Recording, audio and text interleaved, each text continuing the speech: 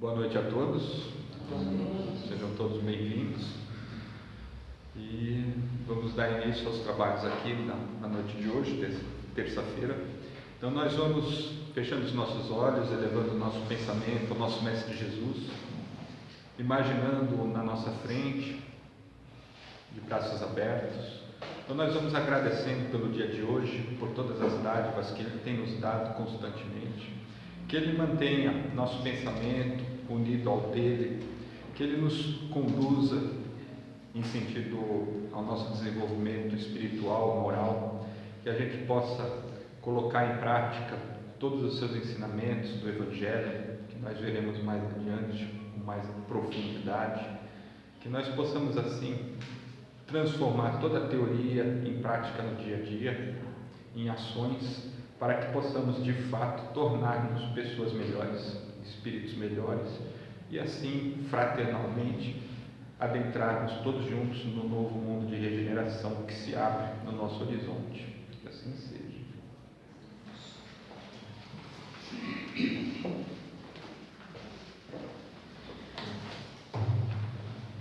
Gente, boa noite.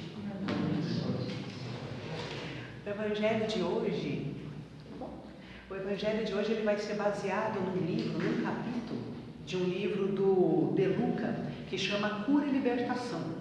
É um livro muito bonito, né? Assim, para momentos de crise, para momentos de dores, de angústias, de aflições, ele tem mensagens lindíssimas. Então, eu recomendo a todo mundo, né? É um livro muito carinhoso que eu guardo comigo e com frequência estou sempre dando uma olhada, né? Chama Cura e Libertação. Mas nesse capítulo, que se chama Libertação Espiritual, o André Luiz, De Luca, ele começa com uma mensagem de André Luiz, né? Essa é a mensagem de um livrinho chamado Agenda Cristã, que é de 1948, né? Mas que ele é bem atual e bem interessante para esse momento. Ele fala o seguinte: não acuse os espíritos desencarnados, sofredores, pelos seus fracassos na luta. Repare o ritmo da própria vida. Examine a receita e a despesa, as suas ações e reações, seus modos e atitudes, seus compromissos e determinações, e reconhecerás que você tem a situação que procura e colhe exatamente o que semeia. Isso é André Luiz. E aí a gente tem que pensar o seguinte: nós somos espíritos imortais. E essa é uma coisa que a gente não pode esquecer nunca. Somos espíritos em evolução, em crescimento, tá? E aí a gente pode compreender, associar muito do nosso estágio de desenvolvimento olhando para as crianças que estão ao nosso redor. A gente sabe que uma criança pequena, quando ela se vê descoberta em alguma peraltice que ela faz, a tendência natural da criança é negar. Ou então colocar a culpa. Eu sempre me lembro de um vídeo que eu assisti que achei muito fofo. Era uma menininha, acho que ela devia ter uns 2 aninhos, que ela pegou o batom da mãe, não sei se vocês chegaram a ver isso, ela pintou a cara inteira de vermelho e pintou o cachorro também. E aí a mãe virava e falava: Mariana, foi você que pegou meu batom? Ela: não, foi o cachorro. Ou seja, parece de uma maneira muito natural. A criança ela tem esse movimento, seja por medo, vergonha, enfim. É o movimento que a criança tem, negar a ação, né? A ação arteira. Pensando que nós somos espíritos, crianças, normal que a gente haja assim também, certo? Então, assim, ainda espíritos nesse início de desenvolvimento, rumo a uma maturidade, ou como o pessoal lá de Franca diz, a uma adulteza, né? A gente vai vir a ser adulto um dia. Então é muito comum nas situações de sofrimento, nas situações de desafios, às vezes a gente transferir como uma forma de defesa a responsabilidade para o outro. Então eu briguei, fiquei bravo porque o outro pisou no meu pé, ou porque o outro fez aquilo, ou porque o outro falou, né? E não porque eu senti, e não porque eu pensei. Entende? Ou seja, esse é o nosso estágio. E está tudo bem, a espiritualidade espera que a gente esteja nesse estágio, né? Então a gente fala, os pais, né? Eu lembro logo quando comecei a estudar sobre psicologia, eu ouvia muito, né, as pessoas falando: não, porque os pais, a culpa é dos pais. Eu pensava, né, coitado dos pais, né? Ou seja, eles eram pessoas, e agora sendo mãe, eu fico pensando, coitada, daí eu posso brincar para cuidar de mim, né? Ou seja, eu não tenho culpa, né? Ou seja, não é bem dessa forma, né? Irmãos, professores, colegas de escola, colega de trabalho, né? E até Deus. a gente fala que a culpa é de Deus, né? A culpa é colocada na roda, né? O tempo todo. Porque quando a gente se questiona, né? Por que as coisas acontecem do jeito que acontecem, né? E esse mecanismo de defesa do nosso espírito, de negação, de afastamento, ele começou a vir a ser questionado, porque nós, espíritos, chegamos num patamar onde a nossa consciência começou a ser desperta, né? A gente ficou pronto para começar a refletir sobre isso. E aí a gente percebe que na metade, então, do século passado, né, André Luiz escreveu isso em 48, então na metade do século passado, espíritos como André Luiz, Emmanuel, Joana, começaram a falar mais sobre esse assunto, né? Ou seja, assuma a responsabilidade, olhe para você, entende? Ou seja, o que eles estão querendo dizer com isso? Que nós não somos nem marionetes e nem fantoches do acaso. Não existe um livro do destino que está escrito e aí eu tenho que seguir aquilo e vai ser assim até o fim. Ou seja, o que isso significa? Que nós temos uma coparticipação, nós temos liberdade, nós temos capacidade de construir, de existir. E nós somos coautores da nossa própria vida, entende? E isso é uma coisa muito importante. Quer dizer que nós, como espíritos, chegamos já num patamar que talvez a gente já esteja deixando um pouco essa infância. Talvez a gente esteja se tornando jovem, se tornando adolescente, né? Ou seja, isso é muito bom, crescer é bom, né? A gente olha e fala, poxa, né? André Luiz, Emmanuel, Joana, né? Só que na metade do século retrasado, Kardec, lá quando ele lançou o livro dos Espíritos, em 1857, ele já falava disso, né? Ele já falava, olha, o espírito ele é autônomo, o espírito constrói a própria vida. Não tem nenhum espírito, tudo bem, existem influências espirituais, claro que existem, a gente não está sozinho dentro desse planeta, mas essas influências só acontecem em ressonância do que há dentro do próprio indivíduo. Então, se dentro de mim existe mágoa, natural que eu vou vibrar na mesma sintonia de espíritos que sentem mágoa, é atração, né? Então, por exemplo, pegando um exemplo, sei lá, se existe um grupo de palmeirenses e corintianos, porque eu nem ouso dar exemplo de política, deixa quieto, mas assim, se pegar o grupo de palmeirenses e corintianos, naturalmente os corintianos vão para um lado, os palmeirenses vão para o outro. Percebe? Por quê? Por afinidade. Se colocar um grupo de funk ou de rock, a mesma coisa, né? Então, assim, o ser humano, os espíritos, nós somos espíritos imortais, a gente busca, né? Por semelhança e por afinidade. E aí, então, o que a gente entende, né? Que lá no final do século XIX, a gente começou a ser bombardeado com informações desse sentido.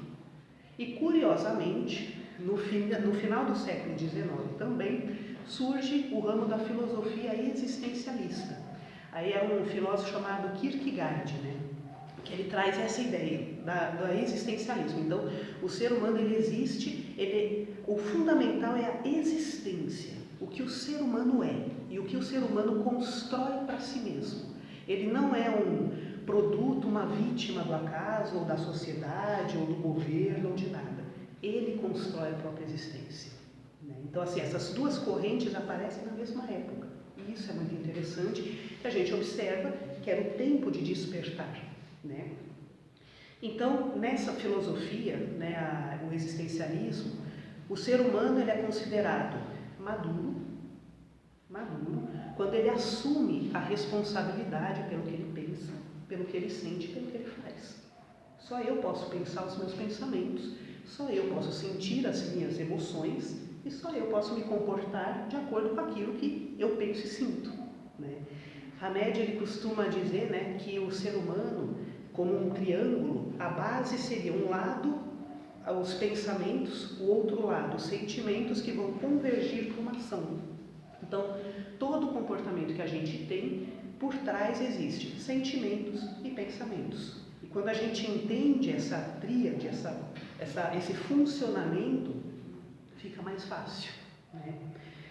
Então, aproximadamente há 170 anos que a gente está recebendo isso de informação nova, 170 anos.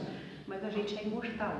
E a gente passou pela Idade Média, antes da Idade Média, né? Então assim, Haroldo, ele brinca, ele fala, fazendo uma conta rápida, e Haroldo Dutra adora fazer contas, né? Ele chega à conclusão de que o nosso princípio, né, a nossa energia, o nosso ser como unidade espiritual tem aí uns 10 mil anos. Mas só há 170 a gente está recebendo essa informação. Então assim, meio que desproporcional essa balança, porque a gente tem a nossa memória inconsciente de tudo aquilo que a gente já foi um dia. Então a gente carrega ainda aquele temor de Deus, né? A gente carrega ainda aquela ideia de que a gente deve sofrer para pagar os pecados, né? Então assim, lembro quando eu comecei há 30 anos atrás no Espiritismo, né? Eu lembro que eu ouvia muito, né? Algumas pessoas falavam, não, tem as promissórias do karma para pagar. Eu pensava, credo, né? Ou seja, que coisa mais horrível. Só tinha 14 anos e já tinha promissórias. Eu pensava, gente, lascou-se, né? Mas assim, a gente acreditava mesmo que tinha que ser punido, né? E parte nossa ainda carrega essa ideia, né? De que a gente tem que ser punido por tudo que a gente sente, punido porque a gente pensa, punido porque a gente faz coisas. E fica essa coisa de culpa o tempo todo, né? Então a gente achava, durante muito tempo, que a gente era vigiado por um Deus severo, duro, rígido, bravo, né? Então aquela coisa de temor, né? Então assim, e essas coisas ainda estão vivas no nosso inconsciente. E a gente tem que mudar esse padrão, né? Esse é o desafio, a evolução é isso. Pegar essas coisas antigas, que já não servem mais, porque a lógica já desbanca, e trazer informações novas que nos fortalecem a seguir. Esse é o processo, né? E muita gente acredita ainda nisso, né? Então, muita gente, quantas vezes a gente ouve, né, esse conceito, né, de que está pagando karma, né?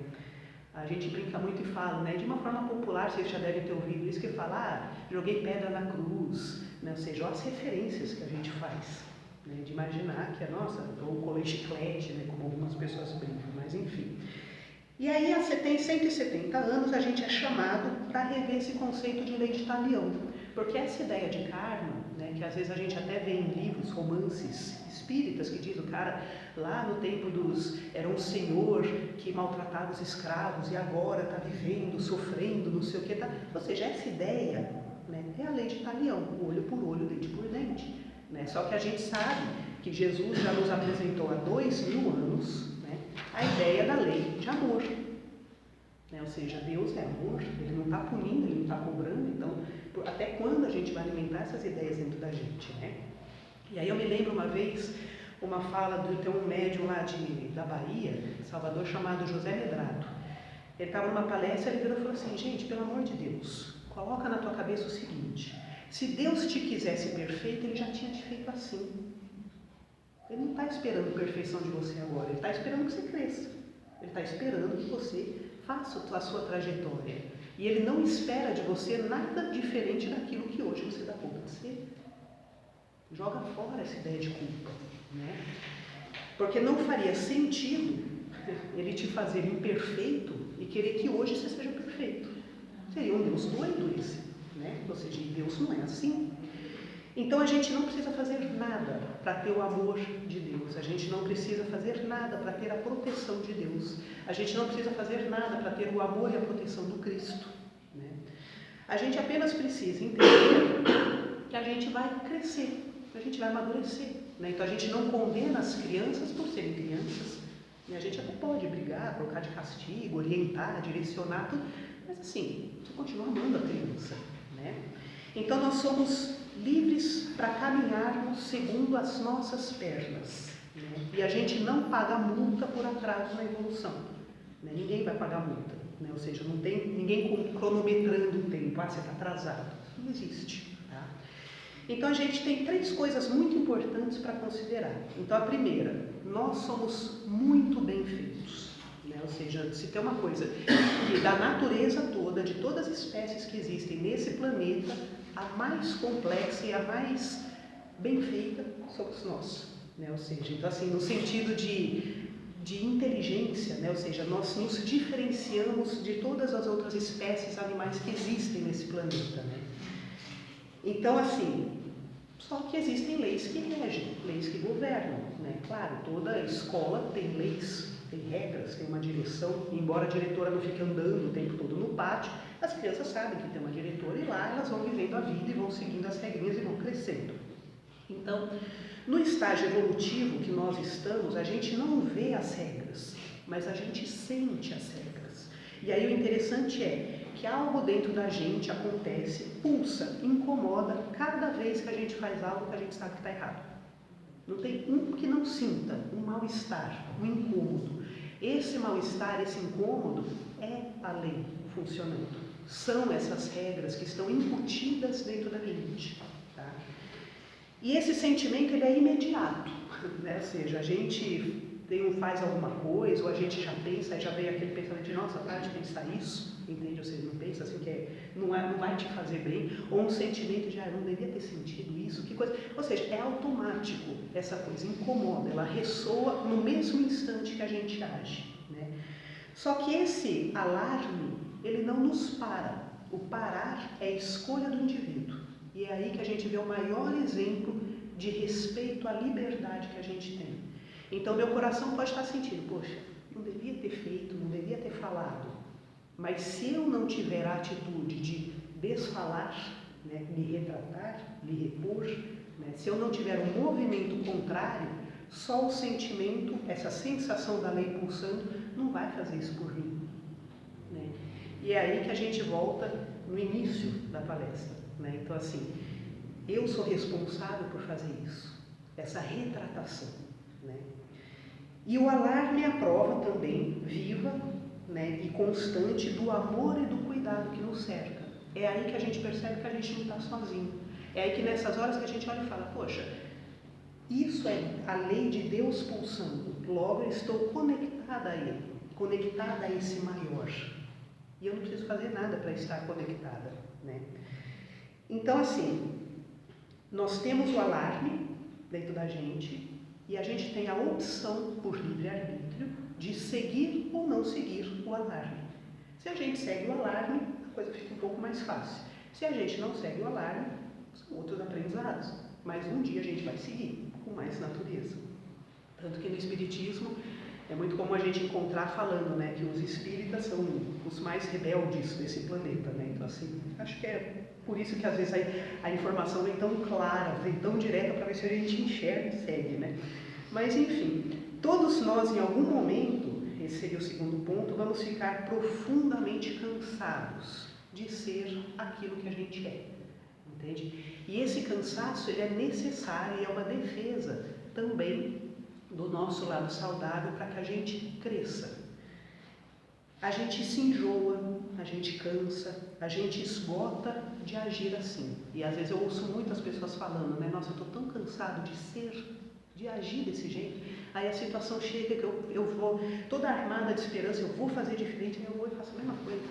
Briguei do mesmo jeito, né? Ou seja, xinguei no trânsito do mesmo jeito, buzinei, como eu queria ser diferente, né? Ou seja, então a gente começa a ter esse cansaço. E é esse cansaço que vai nos fortalecer, nos impulsionar na mudança. Né? Então o cansaço profundo é um dos primeiros estágios dessa mudança que começou a acontecer dentro da gente. E é uma mudança real e concreta e definitiva. Né? E aí o terceiro ponto, nós somos autônomos. Né? Nós somos totalmente capazes de escolher e decidir. Isso significa que a nossa vida depende do nosso posicionamento. E aí De Luca, nesse capítulo, ele continua, ele fala assim: não adianta procurarmos tratamentos espirituais para afastar as energias negativas da nossa vida, se nós somos as próprias energias negativas pulsando 24 horas dentro de mim. Não vai adiantar nada. Eu posso tomar 1 milhão de passos e voltar 1 milhão contaminado com as minhas próprias energias. Né? Aí ele fala, não adianta obtermos uma bênção espiritual se continuamos amaldiçoando a vida e as pessoas. Não rola.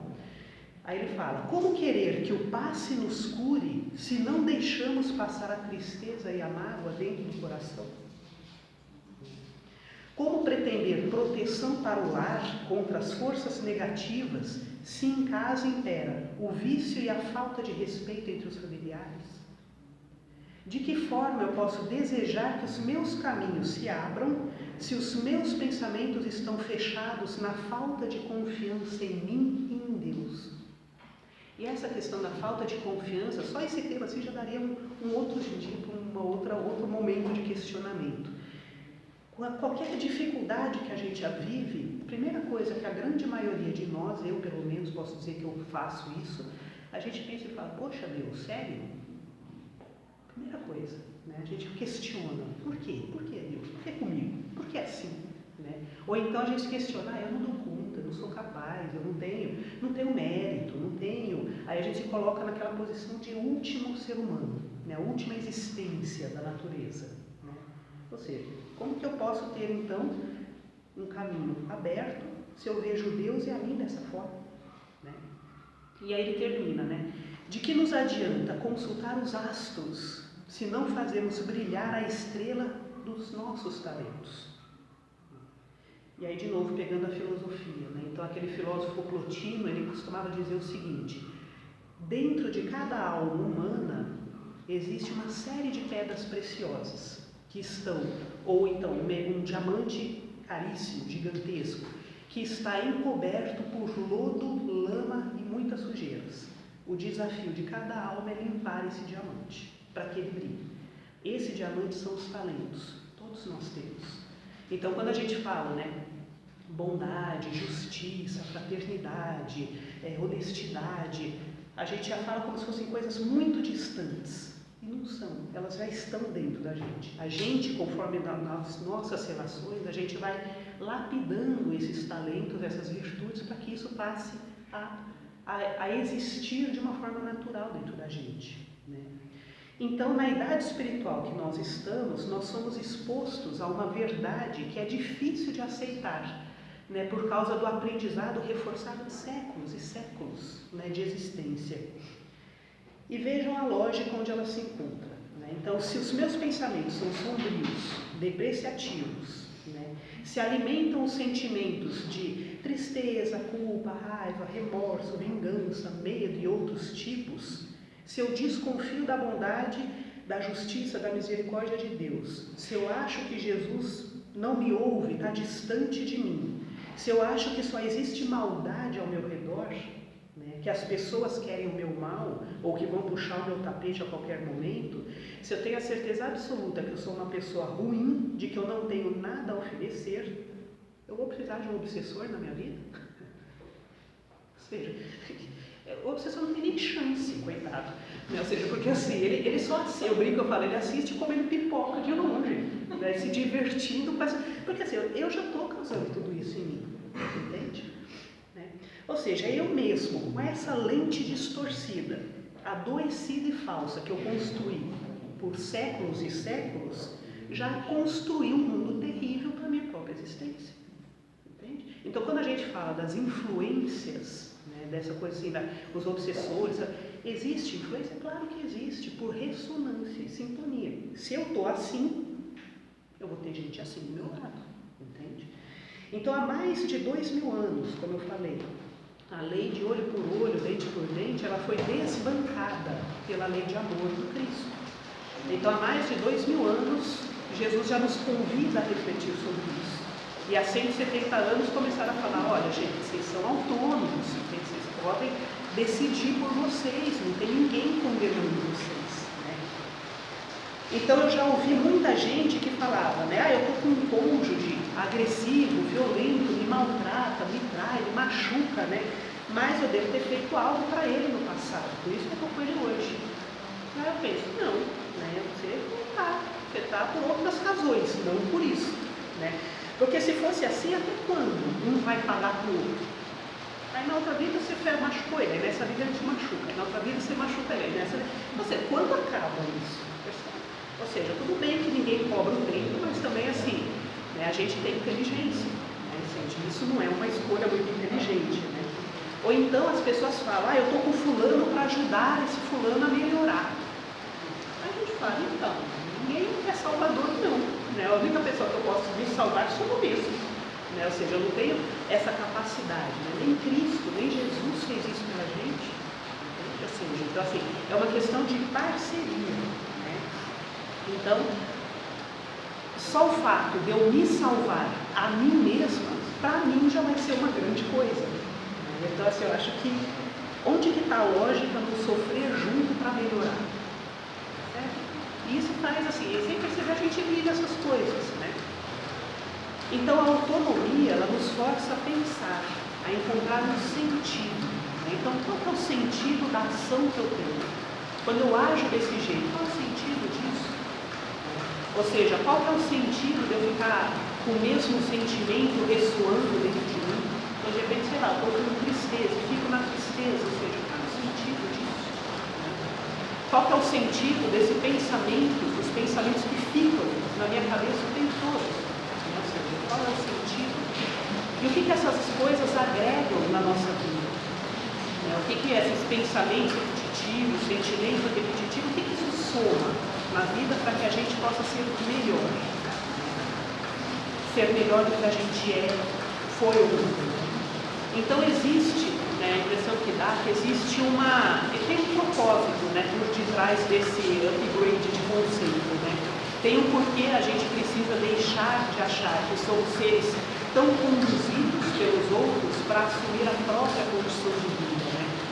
Se eu assumo a minha autonomia no meu existir, eu vou passar a ser adulta, né? Sendo adulta, eu vou poder servir, ser útil, contribuir de uma forma madura ao meio onde eu estou. Tudo na natureza serve, tem uma serventia, tem um propósito, né? E nós fazemos parte dessa natureza.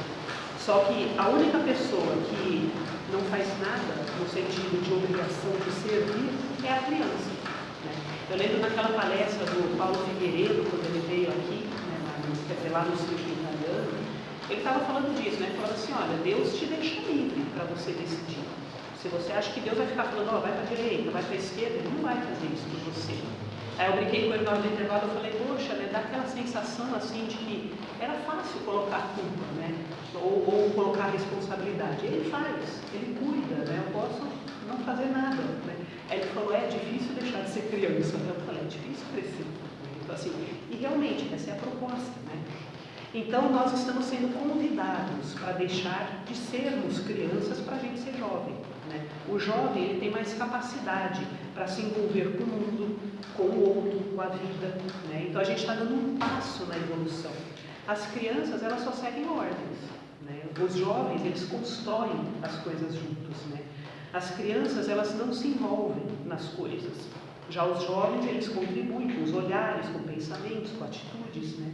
As crianças são muito passivas, os jovens são ativos, né? E sem autonomia a gente não entra nessa fase do ser jovem, né? Então já há 170 anos o planeta todo está sendo levado, né? Então somente a criança é servida, né? A natureza serve e a criança é servida. Aí a gente tem que sair dessa posição que a gente estava, né? E aí, como nos ensina então De Luca, no livro ele fala, né? O que me liga a um espírito maldoso é a maldade que alimenta as minhas atitudes e as minhas intenções. O que me une a um espírito vingativo é a minha resistência em perdoar.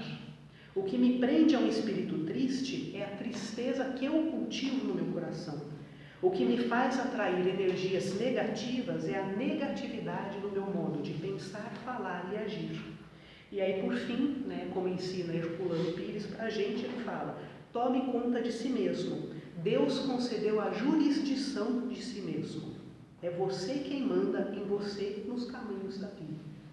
Então, assim, esse era o tema de hoje. Eu sei que é um tema meio pesado, né? Mas é que no fundo eu estava precisando ouvir tudo isso. E aí, assim, caiu como uma luva, né? Eu falei assim, nossa, né? Que bênção que é poder receber esses tipos de informação e de repente poder enxergar de uma forma diferente, né? E aí eu não resisti e quis compartilhar com vocês também. Mas é isso, gente. Fica então a proposta da reflexão, como a gente costuma falar, sempre que alguém quiser conversar, trocar uma ideia, temos aí vários trabalhadores da casa à disposição, tá bom? Então, vamos fazer o encerramento, fechando nossos olhos e agradecendo a Deus por esse momento, por essa oportunidade de estarmos juntos. Agradecemos verdadeiramente com toda a gratidão e carinho por todo esse grupo espiritual que nos protegem, nos amparam, nos orientam, nos intuem, que vibram diante das nossas conquistas, que estão ao nosso lado quando a gente se sente mais fragilizado, mais vulnerável. A gente agradece, Deus, a tantos espíritos abnegados no bem, que apenas colocam como objetivo de vida, de existência, cuidar da gente. Obrigada por tanto carinho, tanta proteção, tanto amparo, através de conhecimentos, de leituras, de outros palestrantes, grandes professores que nos ensinam. A gente agradece toda essa corrente do bem, que silenciosamente pulsa todo santo dia, a cada minuto, a cada segundo. Que essa seja uma semana de paz, de esperança, de fraternidade, onde quer que a gente esteja. Que assim seja, graças a Deus.